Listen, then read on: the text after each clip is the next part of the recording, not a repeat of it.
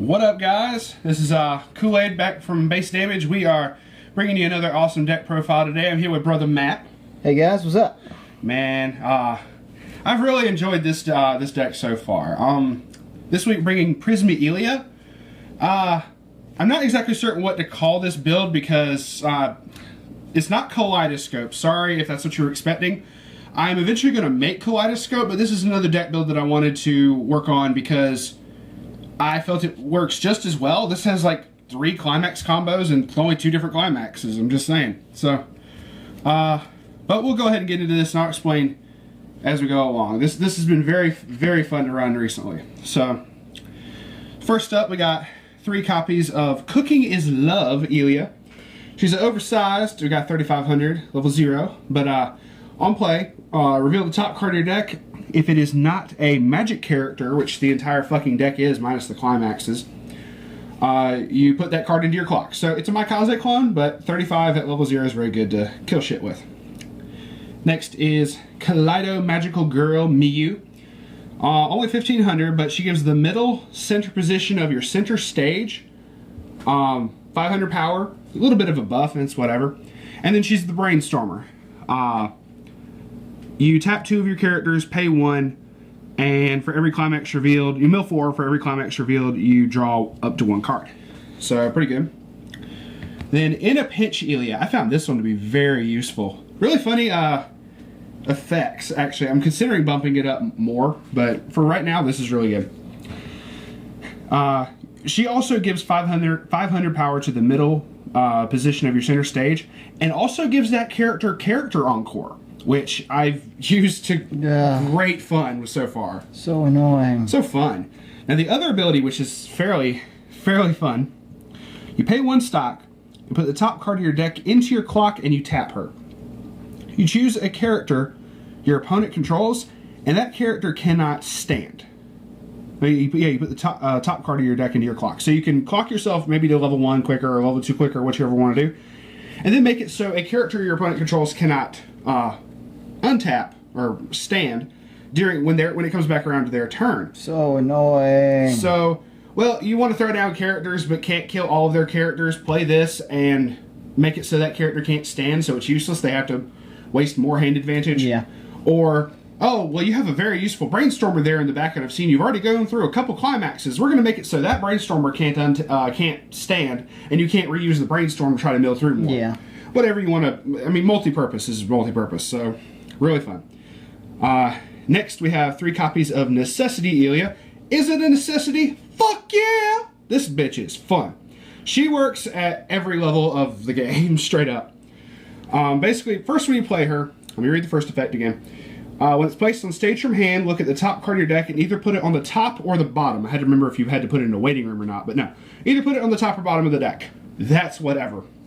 When she gets sent into the waiting room from the field, you can pay 1 and put 1 card from your hand into the waiting room. If you do, search your deck for up to 1 magic character, put it into your hand. Doesn't matter on the level, so it's not level restrictive like Inaduma from Kantai or whatever, and the entire deck is magic, so it's grab whatever the fuck you want. So yeah, but really fun, really good to get your combo pieces. And for Kaleidoscope Illya, I'm gonna bump it up to 4, but for this deck 3 was good enough as it was. And then last is Temporary Retreat Kuro. 2500 runner. Basically, at the start of your opponent's attack phase, you may mill the top card of your deck, and if it is a magic character, you can move her to an open position of your center stage. So, really good just to have her darting around the field and try to get some more stock over the course of... and deck thinning is a thing. Oh, absolutely. Deck thinning is very much a thing. So, that's 4, 8, 14 level 0s. A little low, but not bad. You could even say it's a necessity. Okay, no bad jokes. Okay. Level 1s, which I gotta also show one of the first climax combos of the deck is in the level 1s. So we'll go ahead and talk about that right now. The first is 4 copies, guaranteed, of Illya being toyed around with. She has a climax combo with the pants trigger, which you run 4 of, called Another Me. So 1k1, it's whatever. But when this is played, for no cost whatsoever, you get to search your deck for a copy of the Another Illya Kuro, which you run 4 copies of. You don't pay anything, and you just straight summon one of these from the deck for free. So not only do you save not paying for the climax combo, but you don't have to pay the 1 cost for the usual stock payment of the Another Illya. Yeah, it's just the fact that it specifically grabs this name. Like the one of the other decks I run, the Love Live Hanukkah deck, you pay a stock for the climax combo to essentially do the same thing, but you can summon any level 1 character, level 1 music character from the deck. So you're not limited, but you still have to pay the 1 stock for it. This has a name restriction, so it has no stock. So that's perfectly fine to me. That's a very, very fair trade-off. Her effect is when this card attacks, if the number of cards in your stock is 2 or less, she kills herself. So she goes to the waiting room. That's sad, but... She's a 75 that you're going to get for free at level 1. If you play her, play something else, you play the combo, she comes out. You swing with the other 2 characters first. If you have another stock already, you can swing with her, you're fine. If not, just put her in like the back row. It's whatever, or summon her in the back row, it's whatever, but then just use her later.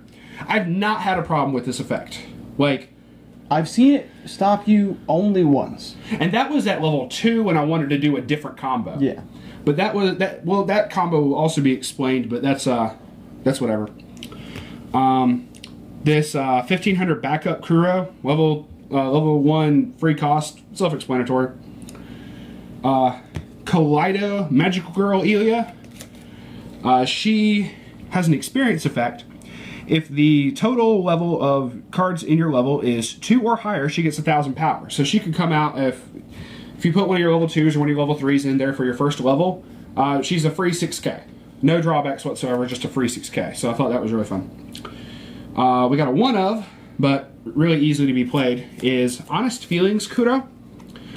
She's got 2 effects. Her assist increases over time. For every magic character in your level, she gets an additional 500 assist in front. So by level 3, if you have 3 magic characters, 15, plus 15 in front. Just really useful, but can be played as early as level 1, which it just grows over turns and over levels that I thought just really was cool. Which isn't bad at all. And then her other effect, sorry, I had to reread it. When she's placed on stage from hand, you can put a weapon character from your hand into your waiting room. If you do, choose a cost 0 or lower character in your opponent's center stage and put it on top of his or her deck. So if you hit level 1 first and you want to be able to play this because you got extra stock or whatever, you can do that, pitch stuff, and get rid of stuff on this. 0 or lower cost, so you can still get rid of level 0s or no cost level 1s. So yeah. Really fun. Get rid of level 0s, get rid of costless level 1s or whatever. The only problem is it being on the center stage. If it was you could hit stuff in the back row, then that'd be perfect. That'd be really good. All your global 5s. Yeah. And then lastly for level 1 we got Coincidence Miyu. She also has an experience effect. If the level of cards in your level is 2 or higher, she gets a power boost, which is she gets X power, which is 1,000 multiplied by the level of the character facing her. So she can get fairly big, and then she has a clock encore.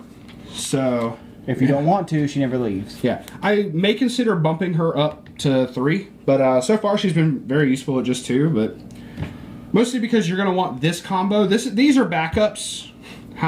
These are backups if you don't get all this, but this is, for the most part, I like to be able to have 1 stock here, drop 2 of these, play the combo, play 1 on the field, and then 1 back row, and just be able to go off and just swing. But it's really, really cool offensive combo. So we got 5, 15, 6, 8, 15. Yep, you're right, 15. Thank you. Mucho apreciado there. For level 2s, we got our other fun climax combo, and it's a really small level. So first, this is not climax combo, but first we have Big Bath at Luvia's Mansion Miyu. She is the free fresh of the deck. You only need to run 1 copy of her, that's whatever. Basically, when she's played, if there are 5 or less cards in your deck, you can, when she's played, if there's 5 or less cards in your deck when she's played, you can refresh for free without taking any damage whatsoever, without taking any refresh damage off that whatsoever. And then give one character you control 3,000 power until end of turn. If you give it to her, she's a 10-5 for one turn, which is pretty cool. No, wait, I'm sorry, I read that wrong. Till the end of your opponent's next turn. Which is even better. It's even better, so yeah. And then her other ability is pay 2, tap 2 of your characters, and draw a card. I've used that once or twice. And then the other climax combo, the second climax combo of the deck, Miracle Kuro. When she attacks, if Mana Resupply, aka best Yuri scene I've seen, one of the better Yuri scenes. Who doesn't love Yuri, right?